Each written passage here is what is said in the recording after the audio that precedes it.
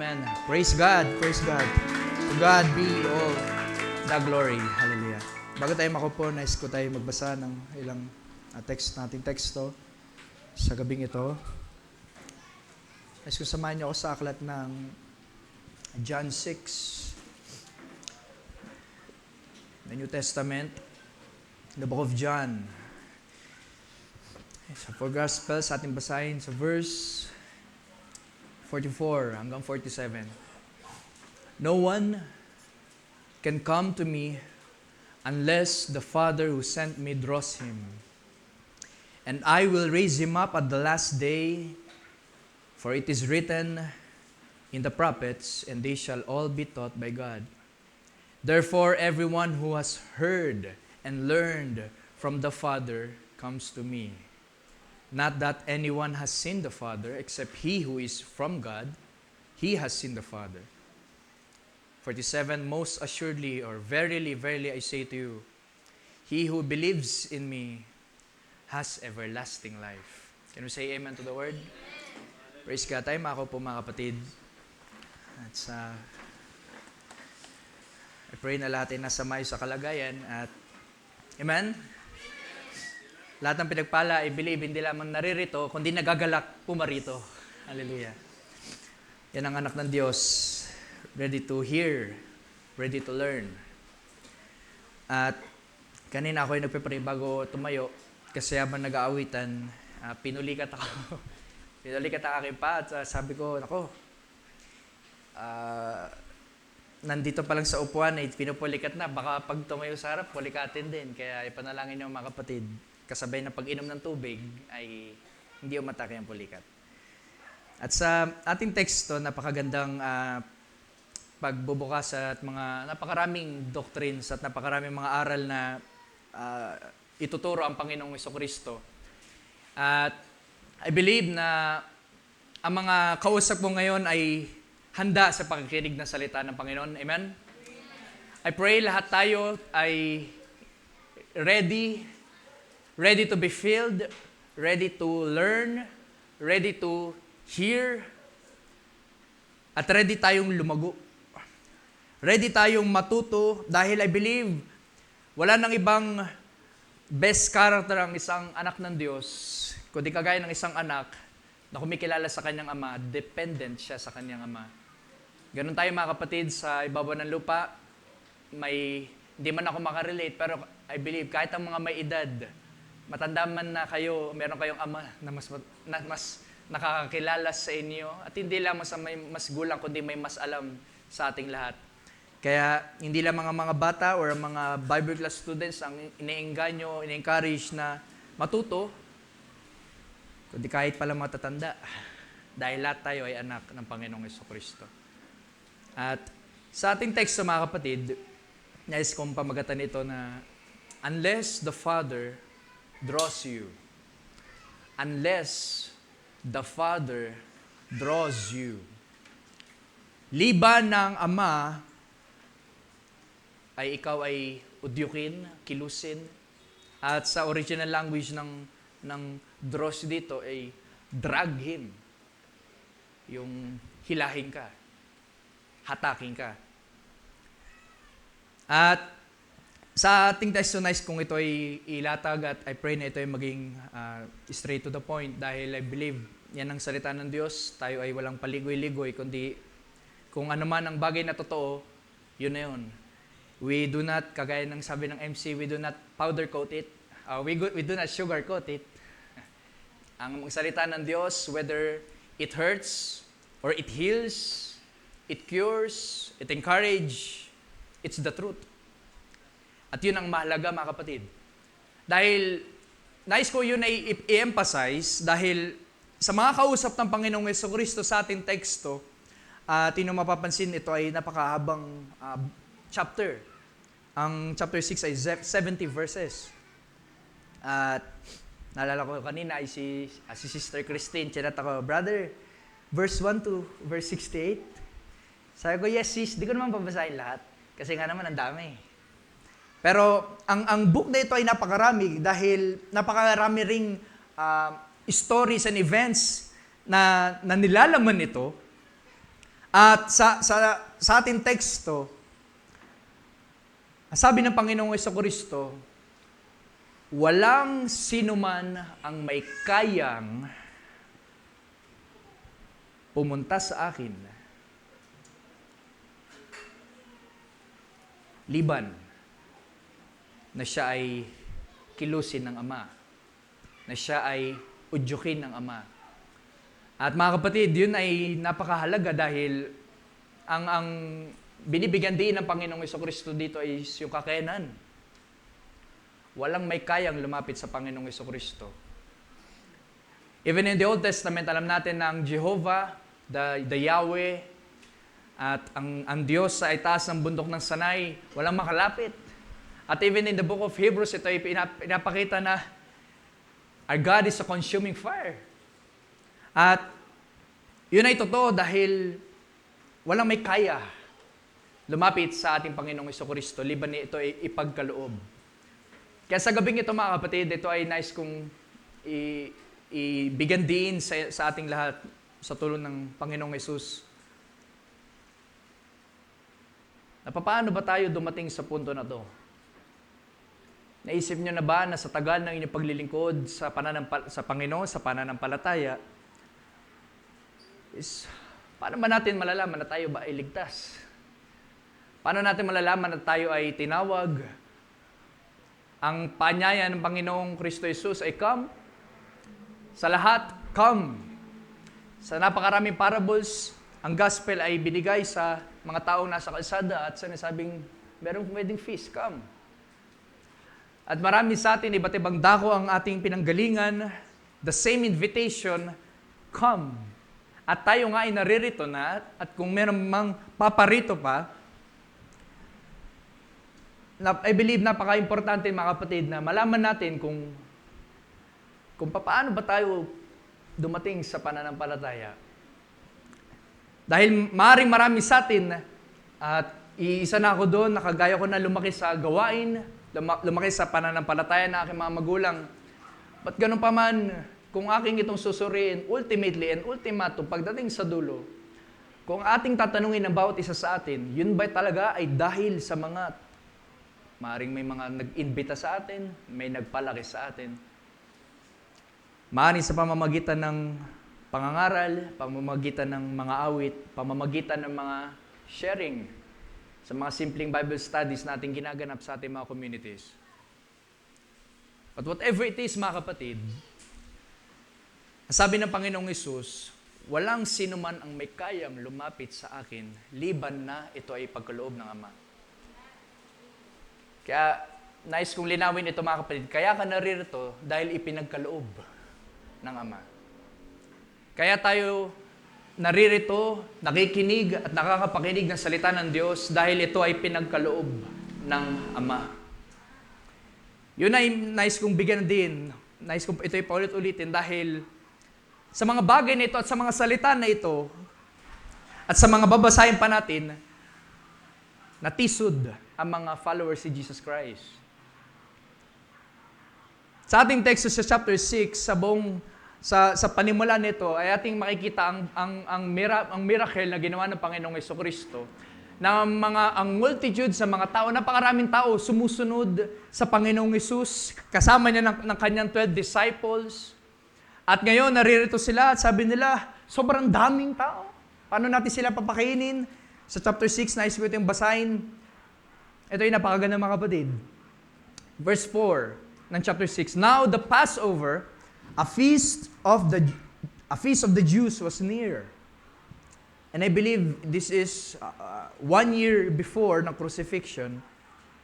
Verse 5, Then Jesus lifted up his eyes and seeing a great multitude coming toward him, he said to Philip, saan ba tayo pwedeng bumili ng tinapay?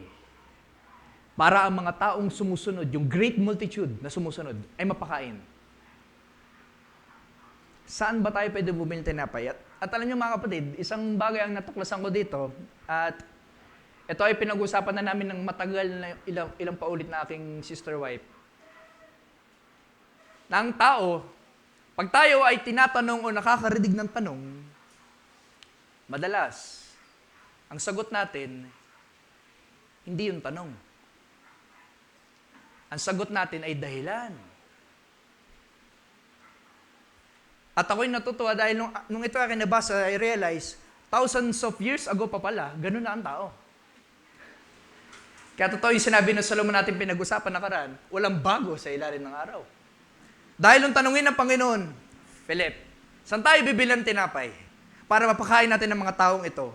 Ang sabi ba ni Philip dyan, Panginoon, sa pandemya nila. Hindi, ang sagot ni Philip, ng disciple, verse 7, Philip answered him, 200 denarii worth of bread is not sufficient for them, that every one of them may have a little. Yung ba yung tanong, mga kapatid? I realize na tayo, pag meron tayong mga bagay na nakikita, nagtitrigger agad at nag-activate agad ang ating 5 senses. Dahil nakikita natin parang mahirap, napakarami. Ating nakikita sa pisikal na mata na teka lang, parang hirap pa. Yung tanong, saan bibili ang tinapay? Imbis na sagutin, malayo ang bilihan, malapit ang bilihan, pero ang sagot, kulang ang pera. At sa panahon na yan, ay ang 1 denarii ay 1 day's wage. At according pa sa mga scholars, sa panahon na ito, at mababasa pa natin in the book of Mark, merong 5,000 na mga lalaki ito. Lalaki pa lang, hindi pa bilang ang mga babae at mga bata. So meron silang 200 denarii.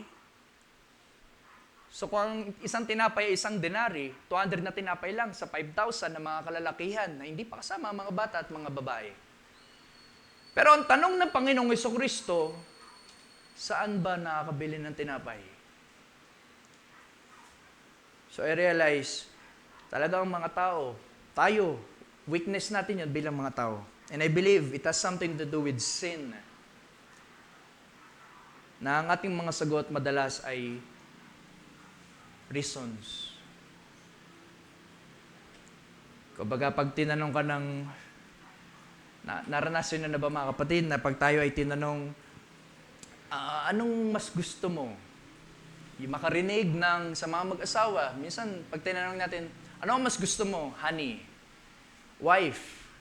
Ano mas gusto mo? Mas gusto mo bang makarinig ng I love you araw-araw?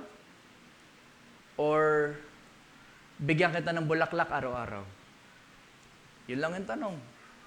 Pero madalas ang sinasagot natin ay bigyan na ng flower kasi yung iba nag-I love you, di naman totoo eh. Kasi naman pa nag-I love you, di naman. You know, meron tayong ibang mga sagot. At kung babalikan natin, teka, yung tanong lang naman, anong mas gusto mo? Naranasan niyo ba pag kayo ay tanungin, anong gusto mo, adobong manok o adobong baboy? Adobong baboy kasi adobong manok, allergy ako dyan, nakakataba yung adobong manok. Teka lang, ang tanong ay simple lang naman, anong mas gusto mo? At alam niyo mga kapatid, ito ay pagpapakita lamang dahil ito ay hindi pa matagal nang matapos ang mga disciples ay tinawag sa ministry at sa gawain. At napakaraming weaknesses na ipapakita ang mga disciples. Una na dito si Philip, si Andrew, si Peter, ating madadaanan. Pero regardless those weaknesses, ang mga weaknesses na yon ng mga tao or ng mga disciples, ng mga mananampalataya at mga follower ni Jesus Christ, ay masasabi kong magaan pa rin kumpara sa mga kakausapin ng Panginoong Jesucristo sa ating mga dadaanan. Now, in chapter 6, ito ay ating binasa, the feeding of the 5,000. Alam natin ang miracle na mayroong batang lumapit at mayroong daladalang, mababasa natin yan sa baba. Verse 9, there is a lad here who has 5 barley loaves and 2 small fish. So ito na naman yung reason. Kaya lang ang onte. Verse 9. A lad here was 5 barley loaves and 2 small fish, but what are they among so many? Then Jesus said, make the people sit down. At kung tayo ay bababa na, ito'y bilisan sa mga unang bahagi na ito. They were all fed, they were all filled. Nabusog ang mga disciples. At ang mga disciples, ito ko dito, hindi lang mga 12 disciples, kundi lahat ng sumusunod sa Panginoong Hesus. Dahil mababasa pa natin sa bandang dulo na yung mga disciples na ito ay umalis. Pero yung 12 ay naiwan. Now, mababasa pa natin na ito ay may sumobra. Ang mga tao ay nabusog at may mga sumobra pa ang mga pagkain galing sa miracle ng Panginoong Jesucristo. So, ang lahat ng mga tao na ito, mga kapatid, na-witness nila ang miracle ng Panginoong Jesus. And I believe kung tayo man ay maka-witness ng mga miracle na kagaya nito, and I pray sa ating kiniklaim, sa ating bahay-sambahan, na pag nakita natin ang ganda-ganda ng 3D rendering na ating nakita ng ating future church, aminin man natin, baka meron sa atin, minsan nagtitrigger, ay parang ang hirap niyan. Minsan, nag-activate sa atin ang ating 5 senses. Ang ganda niyan, kaya lang mahirap. When that is not even the question. Nais ko kayong tanongin mga kapatid, gusto niyo ba magkaroon ng sariling bahay-sambahan? Yes! Period. Baka mama, yes! Kaya lang, mahirap kasi yun. Medyo too good to be true yata. Teka lang, ang tanong lang naman kung gusto niyo eh. Ang mga bagay na ito ay nagpapakita ng witness ng mga mananampalataya, mga kapatid. But now, verse 15. Therefore, when Jesus perceived that they were about to come, now this account ay nandito lamang sa Book of John, dahil sa Book of Mark and the rest of the 4 Gospels, ay pinapakita dito na inutusan ng Panginoong Jesucristo ang kanyang mga disciples, yung 12 disciples, na mauna na sa Capernaum habang siya ay magpapaiwan. So nagbangka o nagbarko na yung 12 disciples at nagpaiwan siya, umakyat siya ng bundok. Umakyat siya ng bundok, why? Because yung mga tao, the disciples, pilit nilang gagawing hari si Jesus. Bakit? Dahil kaya silang pakainin. Mga kapatid, naway ang ating paglilingkod sa Panginoong Jesucristo ay siya ay Panginoon, Diyos, Jehovah Jireh ng ating mga buhay. Hindi dahil tayo ay pinapakain ng Panginoong Hesus. Dahil what if, pag tayo ay hindi na nakakatanggap ng mga pisikal na mga blessing, siya pa rin ba ay magiging Panginoon ng iyong buhay? At yun ang naramdaman at nakita ng Panginoong Jesucristo. Jesus perceived that they were about to come and take him by force. Pipilitin na maging hari. So he departed again to the mountain by himself alone. At in the book of Mark, malalaman natin siya ay nanalangin. Habang dinismiss niya ang mga tao, at nung dinismiss niya ang mga tao, verse 16, when evening came, his disciples went down to the sea, got into the boat, went over the sea toward Capernaum. Madilim na, it was already dark. And Jesus had not come to them. So pinauna niya, una na kayo, magpapaiwan ako. At nung malayo-layo na ang mga disciples, 3 or 4 miles, verse 19, ngayon si Jesus humahabol, naglalakad sa dagat. Na naglalakad ang Panginoong Jesucristo sa dagat, in the account of Mark and Matthew, kung na nagkakamali, ito yung sinasabi na nakita nila yung Jesus na nakatayo at sabi nila, multo. Merong naglalakad na tao. Pero sa Book of John, natakot lamang ang mga disciples at mababasa natin, ang sabi ng Panginoon, He said to them, "It is I, do not be afraid." Then they willingly received him into the boat, and immediately, now listen mga kapatid, immediately, the boat was at the land where they were going.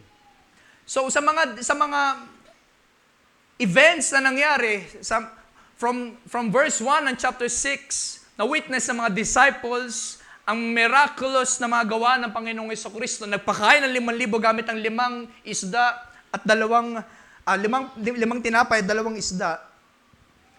At ngayon nakita nila ang Panginoong Kristo Jesus ay naglalakad sa tubig. Pero nung inibitahan ngayon sa bangka, bilang nag-teleport yung bangkang sinasakyan nila papunta sa Capernaum. So many miracles. So many miracles, mga kapatid. Pero ganun pa man, nais ko magbasa niya ng teksto sa book of Mark, chapter 6.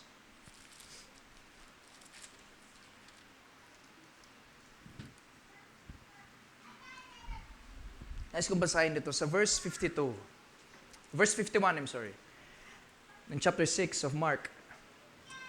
Then he went up into the boat to them, and the wind ceased. They were greatly amazed in themselves. The disciples were greatly amazed. Beyond measure and marvel, namangha sila. Sino bang hindi mamamangha nung mga kapatid? May naglalakad sa atin. Nakita ko lang yun sa mga palabas. Diba? Pero nakita na naglalakad. They were greatly amazed. But verse 52, when they were amazed and marveled beyond measure, for they had not understood about the loaves. Because their heart was hardened. Now, hindi natin ito mababasa sa ilang account ng Four Gospels, itong bahagi na ito. Ang sabi ni Mark, under the inspiration of the Holy Spirit, ang mga disciples ay namangha nung ang Panginoong Kristo Jesus ay sumakay ng bangka at namangha sila. Ang Panginoon ay naririto.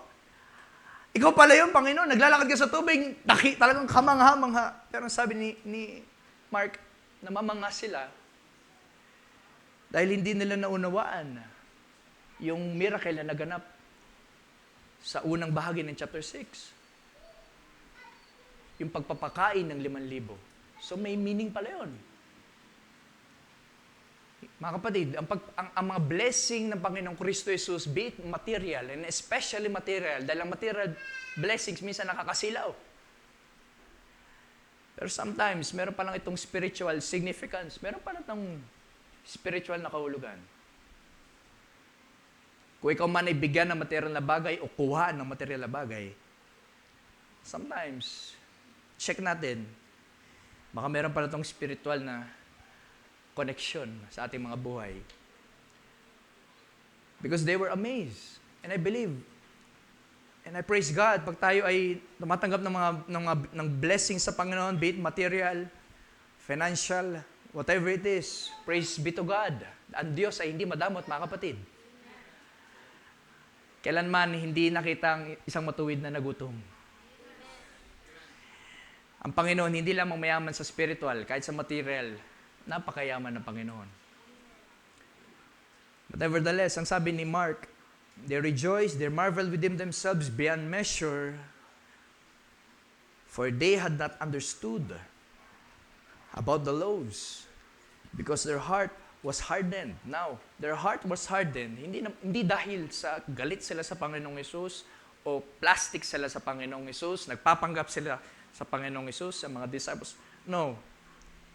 It just means hindi nila fully pa naiintindihan ang ginagawa ng Panginoon. Remember Peter, nung siya ay sabi ng Panginoon, hugasan kita ngayon pa. Sabi ni Peter, ha? Ba't mo hugasan ng paa?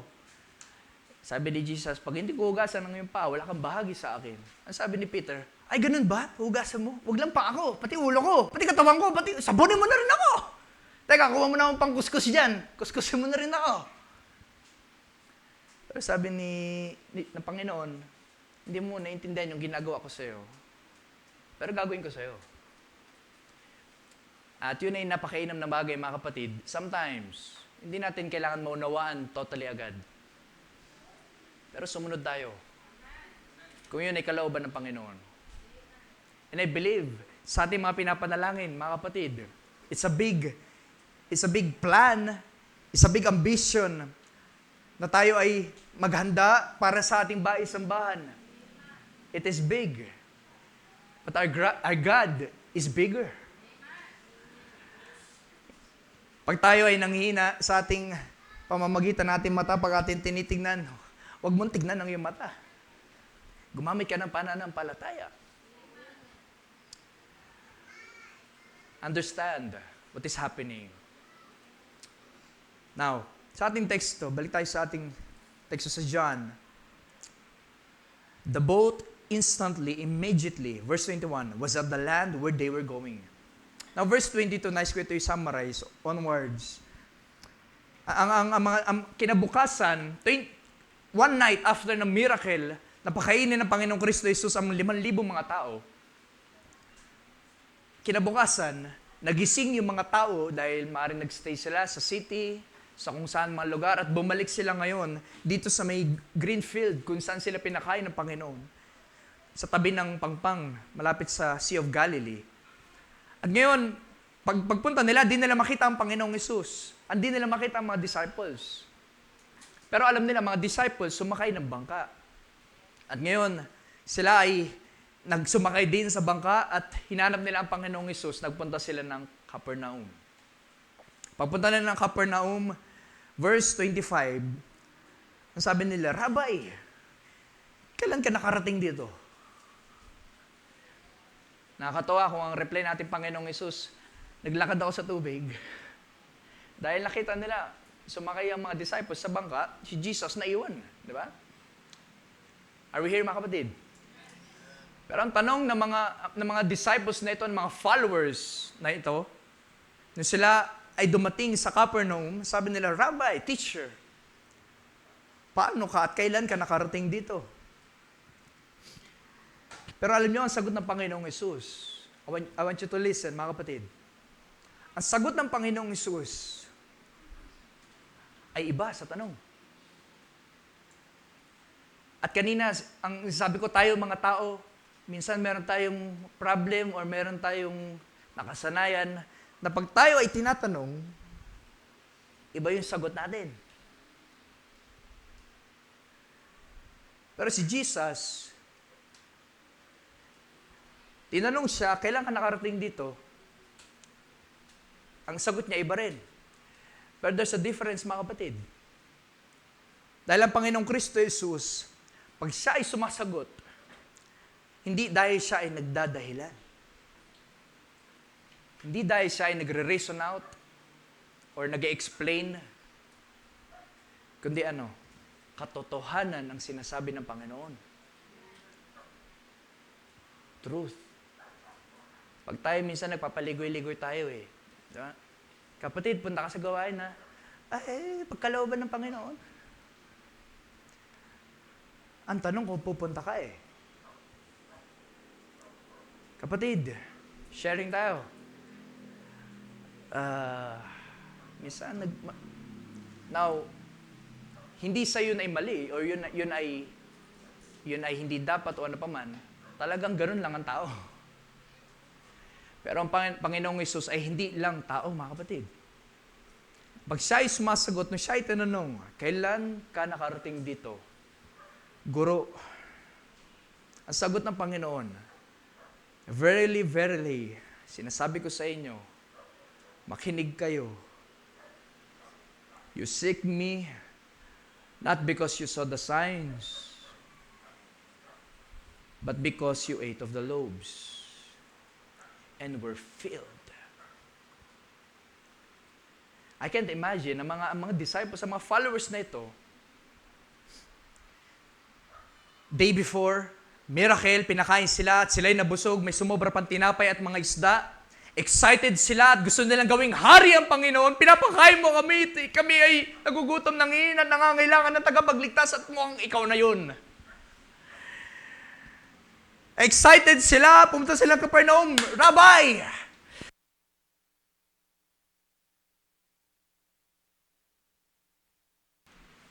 Rabbi, kailan ka nakarating dito?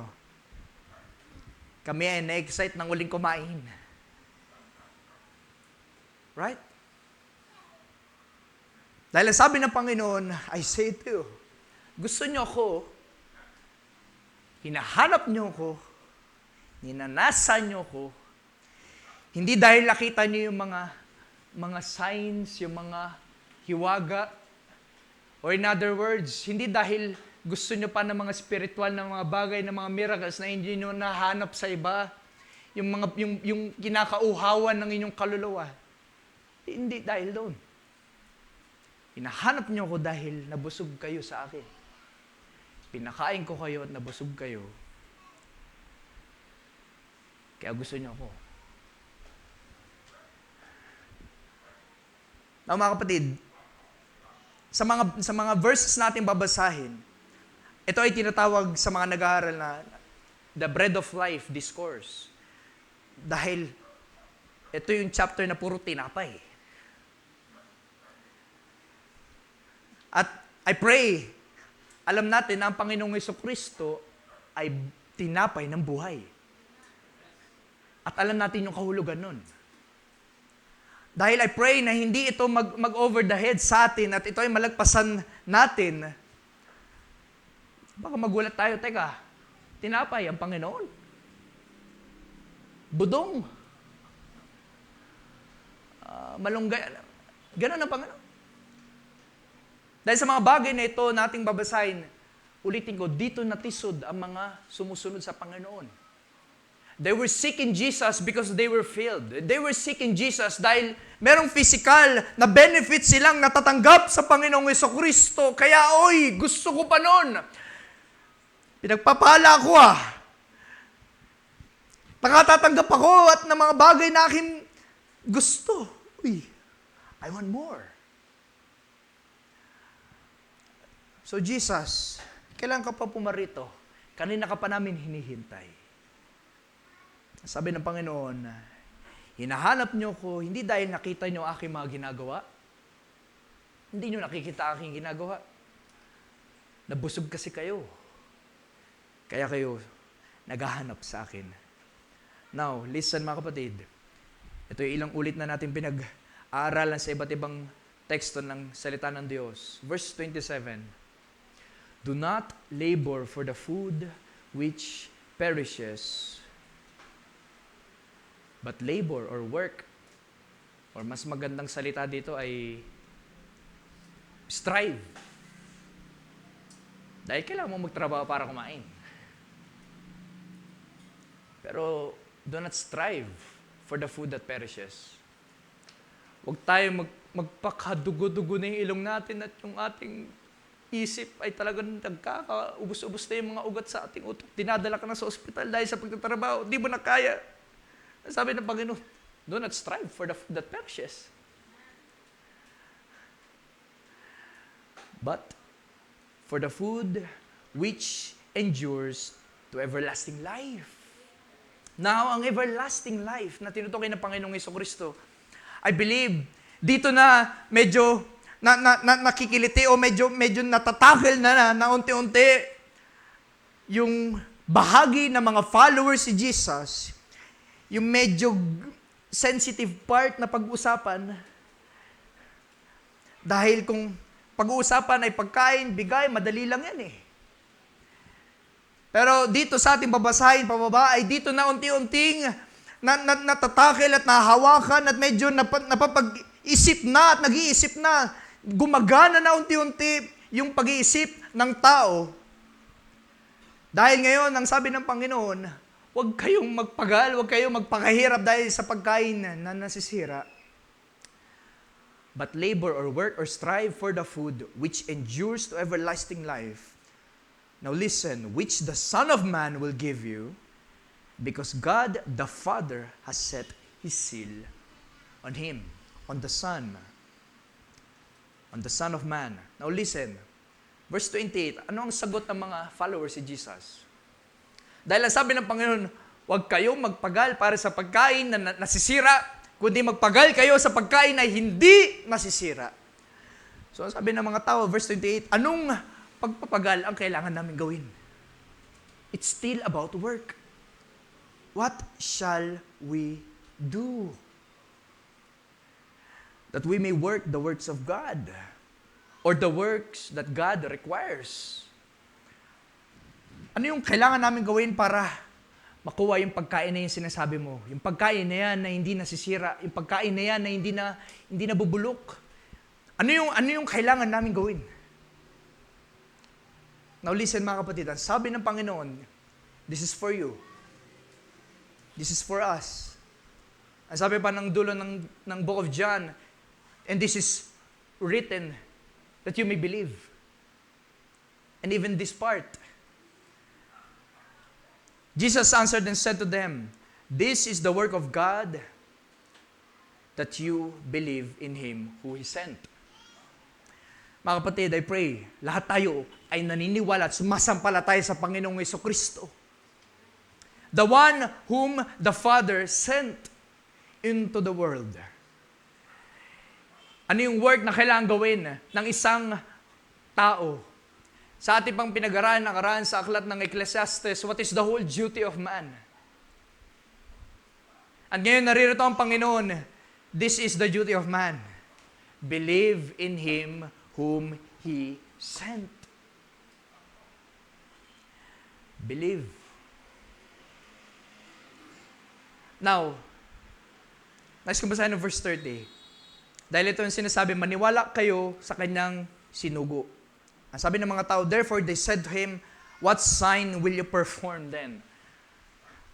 That we may see it and believe you. What work will you do? Mga kapatid, ulitin ko, wala pa isang araw lumipas.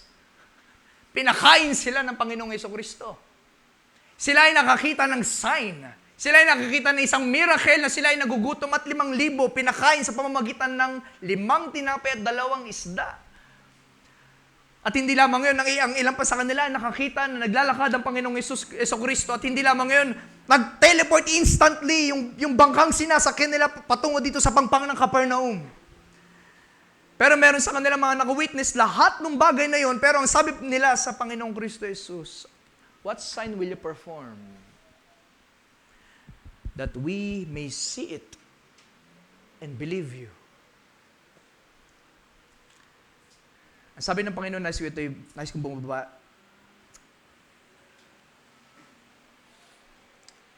Verse 36. I said to you that you have seen me, yet you do not believe. Mga kapatid, hindi lahat na nakakita sa Panginoong Kristo Jesus ay sumampalataya. Ibig sabihin, pwede kang makakita ng mga bagay na supernatural. Pero hindi ibig sabihin na ikaw ay tunay na sumasampalataya. Pwede kang kumain ng pagkain na miracle. Yung tipong pag mayroong mga gawain at lahat ay napupuspos ng Espiritu Santo at ikaw ay mag-partake sa mga bagay na yan. Pero hindi pala yun mga ebidensya ng kaligtasan. You see me, but you do not believe. You see me, but you do not believe. Nais kong umakit tayo sa verse 32. Ang sabi ng Panginoon, Moses did not give you the bread from heaven. Dahil ang sabi ng mga tao, anong hiwaga at miracle lang yung gagawin para ikaw ay sampalatayanan namin, makita ka namin at kami maniwala. Kagaya ba ng aming mga ninuno na sila ay kumain ng mana sa disyerto, pinakain ng Diyos, tinapay na galing sa langit. Sabi ng Panginoon, sinasabi ko sa inyo, hindi si Moses ang nagbigay sa inyo ng tinapay na galing sa langit, but my Father, now, ito yung spiritual application, my Father gives you the true bread from heaven. Now, kaya ito ang bread of life discourse dahil unti-unti ngayon pinapasok ang mga metaphors, I would say, or mga figure of speech, or mga examples and analogy patungkol sa tinapay. Na gusto kong ito ay maging malinaw sa ating lahat. Na sinabi ng Panginoon, naririto ngayon, ang aking Ama upang kayo ay bigyan ng tunay na tinapay na galing sa langit. Verse 33. The bread of God is He who comes down from heaven and gives life to the world. So ngayon, napakarami magagandang mga bagay na naririnig ng mga followers ni Jesus. Magpagal sa pagkain, hindi nasisira. Maniwala sa Kanya na sugo ng Ama. At ikaw ay makatanggap ng tunay na tinapay na galing sa langit. At pag ikaw ay nakatanggap nito, hindi ka na magugutom. Sabi ng mga followers, verse 34, Lord, give us this bread always. What a wonderful desire, mga kapatid. give us this bread always. Sadly, iba yung kahulugan nila. Now, verse 35. Ito ang pag-introduce ng Panginoong Jesucristo sa kaniyang sarili, na hindi lamang siya nagbibigay ng tinapay, kundi siya yung tinapay. I am the bread of life. He who comes to me shall never hunger, and he who believes in me shall never thirst. Mga kapatid, I pray we have come to Christ, and we have come to know Christ, we have come to believe Christ for who He is. Not for what He gives, but for who God is. Mga kapatid, siya ang tinapay ng buhay na pag siya ay natikman mo at siya ay naranasan mo, hindi ka na kailanpaman magugutom at mauuhaw. Now listen mga kapatid. Verse 37, all that the Father gives me, lahat ng bagay na pinagkaloob ng Ama sa Anak, sa Panginoong Jesucristo, lahat yun ay lalapit sa akin. Now, mahalaga yun. Gusto ko yung linawin mga kapatid. Hindi baliktad. Hindi yun na pag ikaw ay lumapit sa Panginoong Hesus, ay pinagkaloob ng Ama yun sa Anak. Hindi ka lumapit dahil gusto mo. Mga kapatid, mga magulang, mga anak, mga kabataan, wala ka sa Panginoong Kristo Jesus dahil ginusto mo. Gusto kong maging malinaw yun. Dahil baka pagdating natin sa langit, kung tayo man ay makarating sa langit na merong ganong pag-iisip, baka sabihin natin pagdating sa langit, buti na lang, pinili ko si Jesus. So ang glory na kanino? Nasa'yo. Di ba? Alam nga sabihin natin, buti na lang, umattend ako ng church. No. Yun ay pinagkaloob ng Ama na mangyayari. Dahil sa lahat ng kaluluwang pinagkaloob ng Ama sa Anak, ay lalapit sa Anak. Listen, and the one who comes to me, I will by no means cast out. Siya na lumalapit sa akin, kailanman hindi ko siya ipaglalayo. Kung ikaw man ay merong nagdududa ng kaligtasan dahil sa kasalanan, if you believe in your heart and confess with your mouth that Jesus Christ is Lord and has risen from the dead, ang sabi ni Paul, you are saved. Yes, nandun yung kasalanan. Yes, nandun yung panghihina, yung mga struggles natin sa paglilingkod. Dahil, sasabihin ko sa inyo mga kapatid, aminin ko sa inyo, mahirap maglingkod. Kung tayo ay kung gagamit at hindi gagamit ng pananampalataya at gagamitin natin yung 5 senses natin. Teka, Wednesday night, galing akong trabaho. Gusto kong matulog. Tama ba? Kung gagamit ka na ng pananampalataya, mahirap. Mahirap kung hindi mo naunawaan. Mahirap kung hindi mo naintindihan kung bakit ka umati ng church. Mahirap kung di mo naunawaan na kahit ikaw ay pagod na, merong sa iyong kalooban at sa iyong puso, sa iyong isip, na nagsasabing, teka lang, dapat naroroon ako . Mga kapatid, kung hindi mo naunawaan yung bagay na yun na ginagawa ng Panginoong Kristo Jesus sa iyo at ng Espiritu Santo na ikaw ay binabago, mahirap talaga. Ngunit kung yun ay naunawaan mo, sasabihin ko sa iyo, napakadali. Napakadali kung yun ay maunawaan natin. Pero sa mga kausap ng Panginoon, napakahirap. Why? Bakit mahirap? Bakit napakahirap? Nakita nila ang miracle ng Panginoong Kristo Jesus, pinakain libo-libo mga tao sa pamamagitan ng ilang tinapay at mga pagkain lamang. Nakita nila, naglalakad. Ang Panginoong Kristo Jesus, naglalakad sa tubig, pumarito sa ating bangka, at bilang siyong nag-teleport. Pero si Peter, nagkulang pa rin. Sila Philip, nagkulang pa rin. Sila Andrew, nagkulang pa rin. But regardless, ang sabi ng Panginoon, siya na pinagkaloob ng Ama ay lalapit sa akin. Yes, mahirap ang kasalanan, mahirap ang pagsubok, mahirap ang mag-decide. Teka lang, kalooban ba ng Diyos o kalooban ng aking mga anak? Kalooban ba ng Diyos o kalooban ng aking mga magulang? There's this battle in our minds na kailangan natin mag-decide. At hindi lamang yun sa mayroong consequence, yun ay may reward. But now, verse 39. Verse 49 is kung madali sa bahaging ito. Verse 40, listen. This is the will of Him who sent me, that everyone who sees the Son and believes in Him may have everlasting life. And I will raise him up at the last day.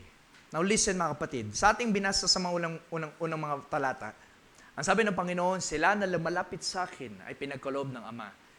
Lahat ng pinagkaloob ng Ama ay lalapit sa akin. Lalapit sa akin.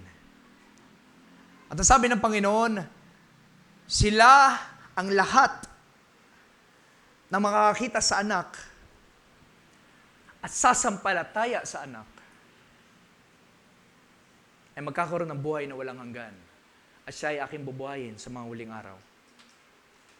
Now, meron tatlong bagay na tinalakay ating Panginoon. This is invitation. Come, see, or behold, sa ilang teksto. Believe.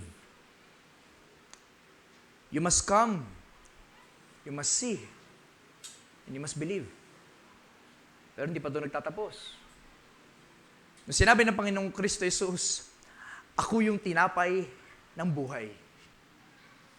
Verse 41.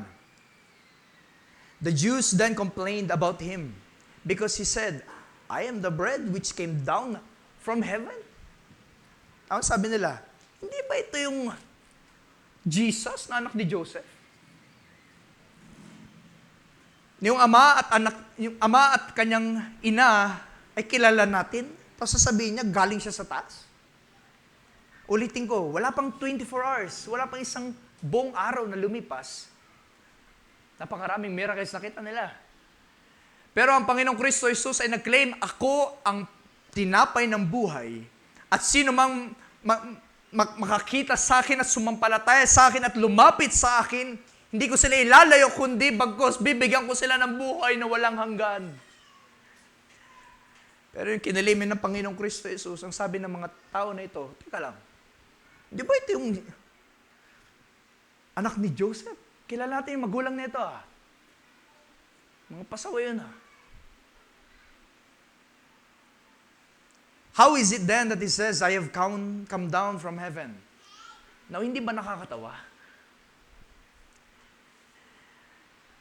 Pinakain sila, hindi lamang ng simpleng pagkain, kundi pagkain na galing sa miracle. Maaring pinag-pray nila. Maaring hiningi nila kung ano pa man ang dahilan. Pero yun ay pinagkaloob ng Panginoon. At ngayon, nasasabihin nila, i-discredit nila ngayon ang character ni Jesus. Hindi ba anak to nung Joseph at ni Maria? Kilala natin yun So sasabihin niya, galing siya sa langit. Sabi ng Panginoon, verse 43, huwag kayo magbulong-bulungan. Kaya pag meron nagbubulong-bulungan, meron tayo mga kapatid, itong project nating church, at napakaganda ating pagtulungan. Nagbubulong-bulungan. Sabihin sa inyo ng Panginoon, huwag kayo magbulong-bulungan. Pinag-pray nyo na Hiningi nyo na Kinilaim nyo na Kaya magbulang-bulungan. Do not murmur among yourselves. Here comes the hard part, mga kapatid. Ulitin ko. Ang Panginoon ay nag-offer ng tinapay ng buhay. Sabi ng mga followers, anong kailangan namin gawin para makuha yung tinapay na yan? Para hindi na kami magutom, hindi na kami mauhaw. Sabi ni Jesus, come, believe. Sabi ng mga followers, ano yung mga sign na gagawin mo para kami naman ay mag-believe? Sabi mo, believe eh. Kailangan namin magkaroon ng dahilan para sumampalataya. Sabi ni Jesus, ako yung tinapay na yun. Yung sinasabi kong ibibigay ko, ako yun. At ako ay galing sa langit. Sabi ng mga Hudyo, teka lang, medyo ano yun mahirap na claim yun At ngayon, nasabi ng Panginoon, verse 44, no one can come to me unless the Father who sent me draws him. And I will raise him up at the last day.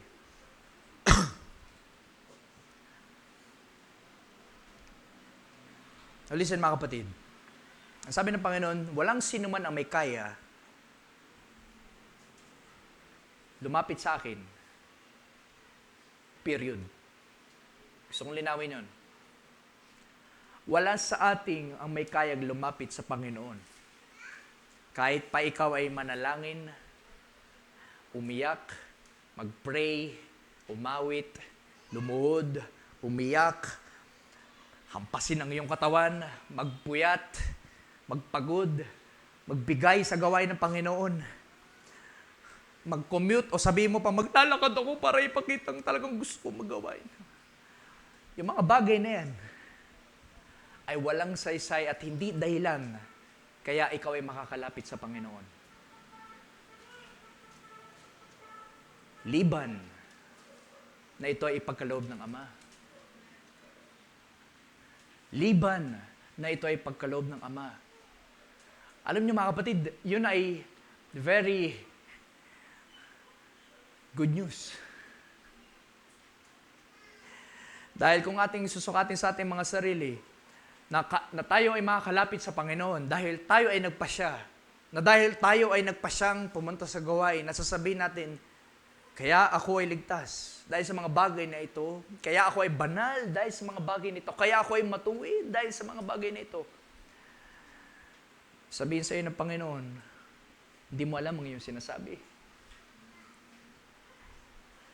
Sasabihin pa ng Panginoon, kagaya na sinabi na kay Philip, hindi ba ang tagal na natin magkasama? Paanong yan ay lumalabas sa iyong mga labi? Have you not been with me for a long time? Di ba nakita mo na ang miracles? But now listen mga kapatid. Ano ba ang itsura ng paghatak sa atin ng Panginoon? Ano ba ang itsura ng pagtayo ay inuudyok ng Espiritu Santo at pinagkaloob ng Ama sa anak, Ama, kaluluwang kagaya natin na naririto at nagpapakilalang ako nga ay anak ng Diyos. Ako nga ay sumasampalataya sa Panginoong Kristo Jesus na siyang tinapay ng buhay. Verse 45. Nag-quote ang ating Panginoon na sabi niya, it is written in the prophets, they shall all be taught by God. Therefore, everyone who has heard and learned from the Father comes to me. Now, sa mga nagno-notes, ang kinote natin Panginoon ay nasa Isaiah 54, verse 13. Hindi ko na nais ito basahin. But ang sabi doon, it is written in the prophets, they shall all be taught by God. They shall all be taught by God. Now, mga kapatid, napakalaga natin makita yung salitang yun. Taught by God. Tinuruan, nilagay sa'yo ng Diyos yung isang, hindi lamang kaalaman, kundi isang revelation na hindi dahil sa iyong sarili, kundi ito ay tinuro sa'yo ng Diyos. At dahil yun ay tinuro sa'yo ng Diyos, lahat ng naturuan, at ito ay pinalawanag sa kalahating baba, lahat ng nakarinig at natuto ay lalapit sa Diyos. One of the evidences, mga kapatid, na ikaw ay ligtas, na ikaw ay nakaranas ng kaligtasan sa pamamagitan ng kamatayan ng Panginoong Kristo Jesus at pagsampalataya sa mga bagay na yan, yes, yun ay mahalaga, yun ay totoo. Pero one of the evidences ay yung ikaw ay hindi lamang sa nakarinig, kundi ikaw ay natututo. Dahil ang pagkarinig at pagkatuto, mga kapatid, ay ebidensya na ang Diyos ay tinuruan ka. Now, tinuruan ka sa anumang mga bagay dahil ba ikaw ay, teka lang, ako ba ay nagpapalda ng mais? Mahaba na ba? Mahaba na aking buhok? Yung ba ang pagtuturo na tinutukoy ng Panginoong Jesucristo? Well, kung yun lang pala, ang daling maligtas. Pero teka lang, sabi ng Panginoon, for men it is impossible to enter into the kingdom of God. But with God, all things are possible. Bakit with God? Dahil ang Diyos ang nagtuturo at naglalagay. Ang Diyos ang nagdadala ng salita, hindi lamang sa mga tengang ito, kundi sa mga puso natin, mga kapatid. And I pray, and I will ask you, meron ba tayong natututunan sa mga salita ng Diyos? Amen, mga kapatid. I plead with you, yes, sana please, when we are asked, kung ating tanong ating mga sarili, teka lang, ano ba yung ginawa ng Panginoon para ako'y maligtas? Teka lang, tanongin ko lang yung Bible class teacher ko. No, mga kapatid, I will ask you, have you been taught by God? Because yes, we have heard of the preaching and even in lives, in recordings, libo-libong mga preachings ng iba't ibang mga pastor sa ating mga kapatid at mga lingkod. Yes, we can hear. Kaso, even demons hear. Sabi pa ng scriptures, even demons believe and they shatter. So, hindi pala yun yung susi ng kaligtasan. But have you heard? Na-hear natin, pero have we learned? Because the evidence, mga kapatid, na ang mga ay inudyok ka, pinagkaloob ka sa anak, binayaran ng iyong kasalanan sa krus ng Kalbaryo upang ang kaligtasan ay maging para sa iyo, yung ba ay nauunawaan natin, mga kapatid? Ang mga pangangaral ba nating mga lingkod, at ito ay napakagandang series na pinasimulan natin, Pastor, ang ating Panginoong Kristo Jesus ay hinahanap natin ngayon sa Old Testament. I pray, ang Panginoon naroon, praise God! Ang Panginoon nasa Arden, praise God! Ang Panginoon naroon sa Noah's Ark, praise God! Nasa buhay ni Jacob ang Panginoon, praise God! I pray hindi yun yung pala yun, okay? Back to TikTok, back to Facebook, back to Instagram, all these senseless things.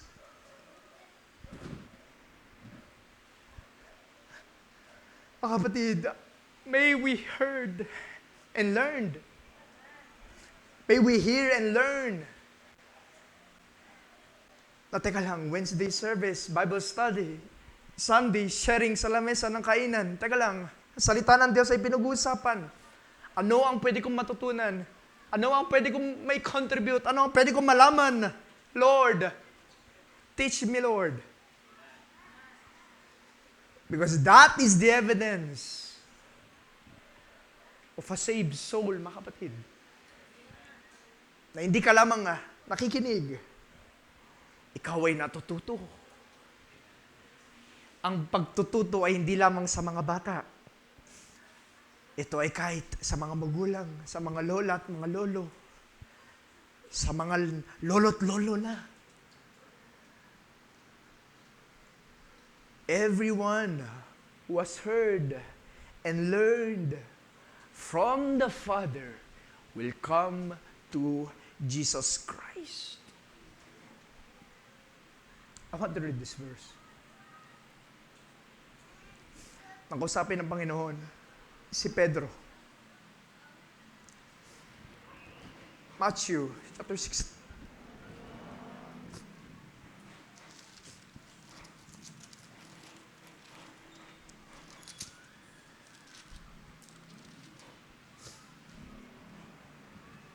Verse 13. when Jesus came into the region of Caesarea Philippi,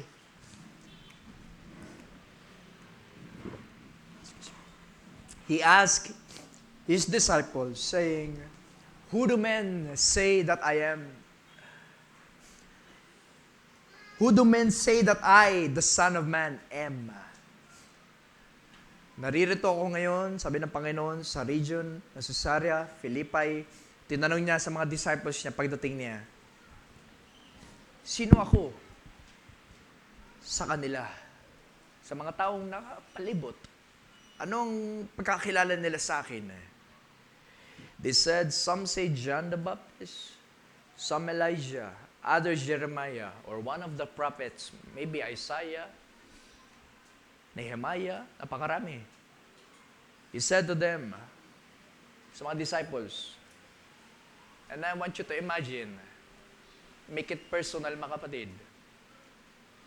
Sino ang Panginoon para sa iyo? Who do you say that I am? 16. Simon Peter answered and said, "You are the Christ, or the Messiah, the Son of the living God." Jesus answered, the best answer, mga kapatid. "Blessed are you, Simon, son of Jonah, for flesh and blood has not revealed this to you, but my Father who is in heaven." Nung ito ay lumabas sa mga labi ni Pedro, ang sabihin niya, ikaw ang Kristo, ang anak ng buhay na Diyos. Sila sinasabi, ikaw yung sikat na magician, sikat na prophet, si Elijah, si Jeremiah, yun yung sabi nila, pero para sa akin, Panginoon, ikaw ang Kristo. Ikaw ang anak ng buhay na Diyos. At yun, ito ay lumabas sa mga labi ni Pedro, mga kapatid. Hindi ito dahil siya ay nag-aaral ng scriptures. Hindi ito dahil siya ay naka-witness ng miracles. Hindi ito dahil siya ay lumuhod sa Panginoon at nanalangin, Panginoon, sino ka ba? Pwede ba bang i-reveal sa akin kung sino ka? Hindi, mga kapatid. But it was the Father who revealed this truth, this revelation to Peter, na nag-reveal sa kanya, yung nakaharap sa kanya, nakasama niya, na tumawag sa kanya, na mga isda, ng mga kaluluwa ng mga tao. Siya ang Messiah, ang Kristo, at anak na buhay na Diyos. Mga kapatid, ating Panginoon ay hindi lamang propeta, hindi lamang mabuting guro, hindi lamang isang dakilang leader na mabait, mabuti, tapat at perpekto. Siya ang Diyos. At kung yung bagay na yun ay maging totoo sa iyo, hindi dahil sa mga tinuturo ng tao, hindi dahil sa mga awit na napakaganda, hindi dahil sa mga bagay na yan, kundi dahil pinagkaloob ng Ama sa iyo. My God, what a wonderful thing, mga kapatid, na itong mga lalaki na ito, itong mga disciples na ito na walang aral. Ang sabi pa ng mga Pharisees, teka lang, itong mga tao na to, wala nang pinag-aralan. Bakit ang galing nila magsalita? Bakit ang tapang-tapang nila? Well, hindi man sila nag-aral o nakatapos sa mga achievements sa ibaba ng lupa. But the Father revealed something to them.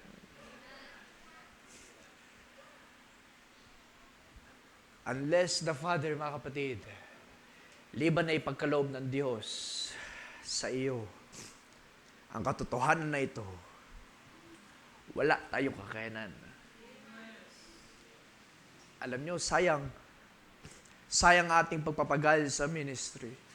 Sayang ang ating pagsusumikap, pagpupuyat, pagko-commute, paggagastos, pagpapalaki ng mga anak. Lahat ng bagay na yan, sasabihin ko sa inyo, sayang kung hindi na-reveal sa iyo ang katotohanan na ang Panginoong Yesus ay tagapagligtas, hari, manunubos, tagapagtanggol ng iyong kaluluwa. You must recognize, mga kapatid, who Jesus is. At hindi natin yung malalaman at matutuklasan sa sariling pagsusumikap. No. It must be granted to you by the Father. I want to read this verse. Verse 51. Sabi ni Jesus, I am the living bread which came down from heaven. Oh, that's His claim. The first is, nag-aalok siya ng tinapay ng buhay. The second is, ako yung tinapay ng buhay. Hindi lamang yun, ako yung tinapay ng buhay na galing sa langit.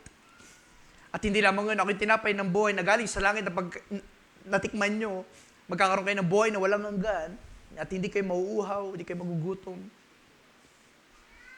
Hindi lamang yun. Verse 52.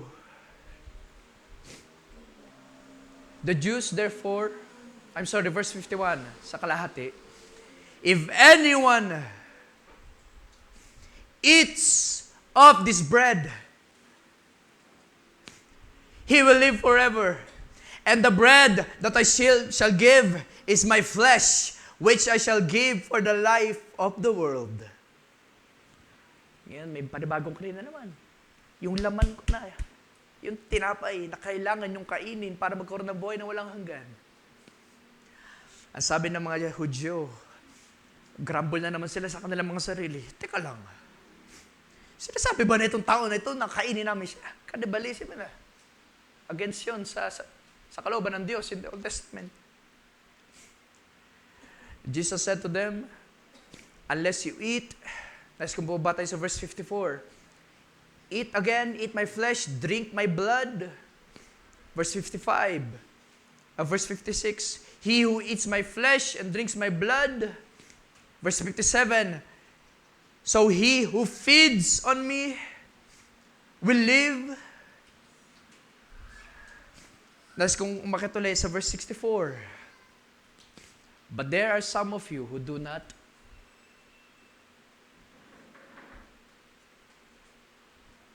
Verse 64. But there are some of you who do not. Can you say it, mga kapatid? Believe. Dahil sabi pa ng Panginoon, dahil sila ay nagtataka, teka lang. Even the disciples, even the 12 disciples, sa 61, nag-grumble sila sa kanilang mga sarili. Hindi lamang yung mga followers. So sabi nila, ang hirap ng salita na yun kainin siya at inumin yung dugo niya. At liban na yun ay gawin namin, hindi kami magkakaroon ng buhay na walang hanggan. Ang hirap nun. Pero sabi ng Panginoon, hindi nila naintindihan Verse 63, it is the Spirit who gives life, the flesh profits nothing, the words that I speak to you are spirit. To put it simply, spiritual na mga bagay yung sinasabi ko sa inyo. Hindi ko kayo tinuturoan kainin nyo aking laman. Walang kwento yun. It profits nothing. Kainin nyo man ako. Umamatay pa rin kayo. Kagaya parang sabi ng Panginoon, yung si Moses, namatay yun. Yung mga ninuno nyo, pinagmamalaki nyo na kumain ng tinapay na galing sa langit, namatay din yun. Pero kailangan ako ay kainin nyo sa anong pamamagitan. Believe, believe, believe. Mga kapatid, believe. We must believe. Hindi lamang you must come, or you must see, or you must behold. But you must believe. At binigyan din ng Panginoong Kristo Jesus ang pagkain at pag-inumin sa laman at dugon ng Panginoong Kristo Jesus. Bakit? Dahil yun ay pumapasok sa loob Sabi ng Panginoon, to put it simply, in other words, para maintindihan natin, kailangan ako pumasa inyo sa buhay mo, kapatid. There's no other way to eternal life. We may say, kilala ko ang Panginoon. Mabait yun We may say, nire-respeto ko ang Panginoon. Even other religions na hindi naniniwala sa Christianity, na naniniwala sa historical evidence sa Panginoong Kristo Jesus ay nire-respeto si Jesus. Bakit? Dahil mabait. Pero you may know Him. Pero kailangan yung Him na yun, that bread of life, it should be in you. At sabi ni Jesus, hindi flesh yung tinutukoy ko, but spirit. And they are life. Buhay.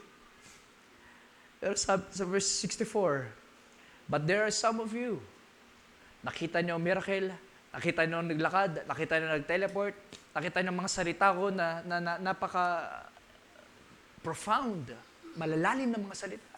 Narinig niyo ang mga bagay na ito, pero hindi kayo. Meron sa inyo, sabi ni Jesus. Hindi naniniwala at sumasampalataya. Dahil kilala ng Panginoon, sinulat ni John, Jesus knew from the beginning who they were, who did not believe, and who would betray Him. Now listen mga kapatid. He said, therefore, this is repeating na kanya sinabi sa ating text sa verse 44. Sa verse 65, I have said to you that no one can come to me unless it has been granted to him by my Father. Always. Yung pag-come, yung pag-see, and even yung pag-believe. Pwede maging sabihin natin, gawa natin.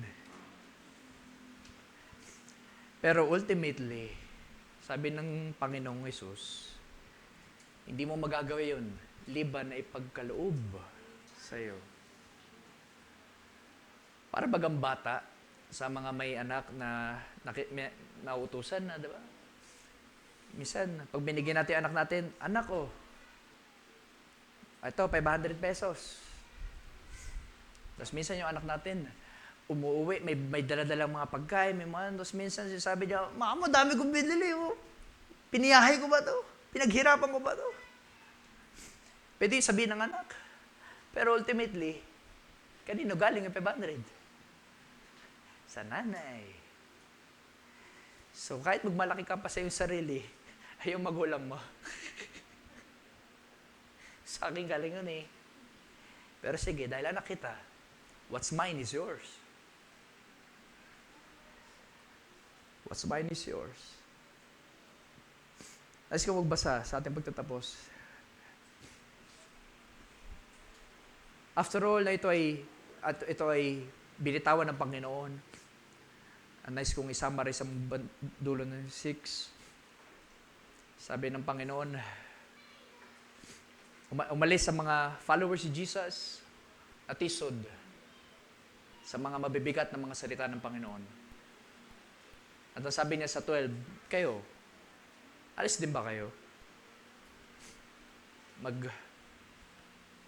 Lalayo na rin ba kayo? Dahil mabigat ang aking mga salita. Sabi ni Pedro, verse 68, Lord, to whom shall we go? You have the words of eternal life. 69, also we have come to believe and know that you are the Christ, the Son of the living God. Mga kapatid, ang mga bagay na ito, ang mga salitang ito, ay hindi magagawa ng mga bagay.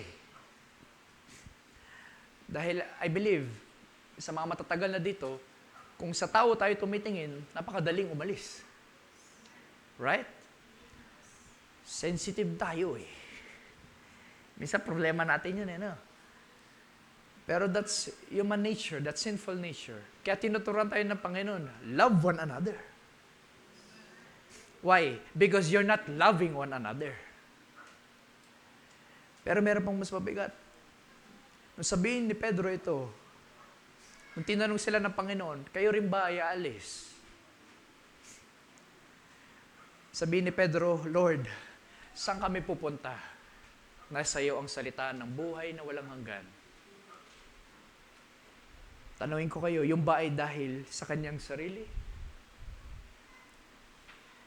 It was taught by the Father. It was granted to him by the Father. Nung kanya sabihin sa verse 69, also, ito pa, Panginoon, pumarito kami, lumalapit kami sa iyo para sumampalataya at kilalanin ka na ikaw nga ang Kristo, na anak ng buhay na Diyos. And even then, sa mga proclamation at pag-confess at pag-express ni Peter, even then, ang Diyos ang nagkaloob nun. Hindi masasabi pa rin ni Pedro na, buti na lang pala, nag-decide tayo na hindi umalis. No. It was granted by the Father. It was granted by the Father. Tayo ito may mga kapatid sa ating pagtatapos. Let's pray. Dear Lord, kami ay nagpapasalamat sa iyo, Panginoon, na kami ay pagkalooban mo ng iyong mga salita na kaya namin hindi lamang basahin, hindi lamang pag-usapan, Lord, kundi ang mga salita na ito ay buhay, Panginoon. Ito ay Espiritu. Ito ay pagkain ng aming mga kaluluwa, Lord. At ito man ay naging katitusuran sa mga Hudyo at kamangmangan sa mga Hintil, Panginoon, Lord, sa mga kanila na tinawag. Ito ay kapangyarihan. Ito ay karunungan ng Diyos, Lord. But even then, hindi kami nagmamalaki na kami ay tinawag. Kundi kami nagpapasalamat na ito ay pinagkaloob mo sa amin. Purihin ka, Lord, sa iyong kabutihan, sa kabutihan na iyong biyaya at iyong awa, sa iyong kaluwalhatian. Sa pangalan ng Panginoong Jesucristo. Amen. Thank you, Jesus. Nais ko magbigay tayo ng time sa pagsamba sa Panginoon. Let's sing this wonderful song. The song says, Lord, draw me nearer, Lord. Loobin mo, Panginoon, na kami ay pumasa iyo. Dahil wala naman tayo kaya sa ating mga sarili. Wala tayong kayang bigkasin at gawin na mabuting bagay na magiging sapat sa Panginoon para sabihin, oy, sapat na yan, halika na. No. It must be granted by the Father. That we can say, Lord, we have come to know, we have come to believe that you are the Christ, the Savior, the Redeemer of our lives. Well, let's sing this song. Draw me near. I am thine. I am thine, oh Lord. Let's worship Him. I have heard thy voice, and it told, hallelujah, thy love to me. But I long to rise in the arms of faith and be close, hallelujah. Draw me nearer. Draw me near. Let's worship Him. Confess it, Lord. Draw me, Lord. Hallelujah. To the cross where thou hast died. Draw me nearer, nearer, nearer, blessed Lord, to thy precious bleeding side. Consecrate me now. Consecrate me now to thy service. Yes, use us. Fill us for your kingdom. Hallelujah. Mga buhay na ito, aming mga kaluluwa ay sa iyo. Let my soul look up with a steadfast hope, and my will be lost in thine. Draw me nearer,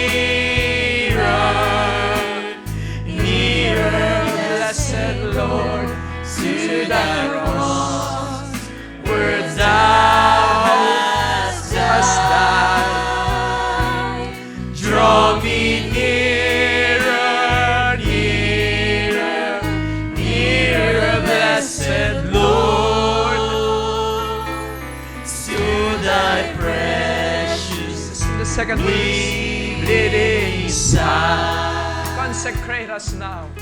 Consecrate me now to your service, Lord, by the power of grace divine. Let my soul, Let our soul look up to the Lord with a steadfast hope. Yes, hallelujah. And I will be lost in that. Draw me nearer. Draw me nearer, Yes, Lord. nearer, Blessed Lord, to the cross where thou hast died. Draw me nearer, nearer, nearer, blessed Lord, to thy Misampa. Draw me nearer. bleeding Side. side. Draw me nearer, oh Lord.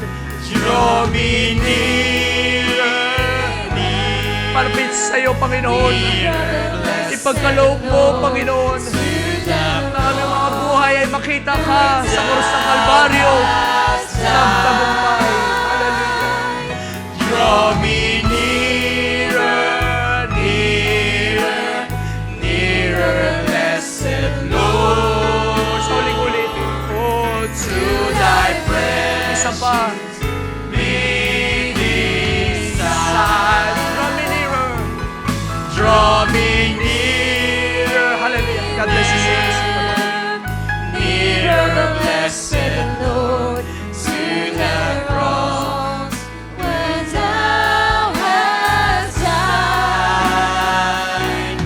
Draw me nearer, nearer, nearer, blessed Lord, for the last time, to thy precious bleeding side. Draw me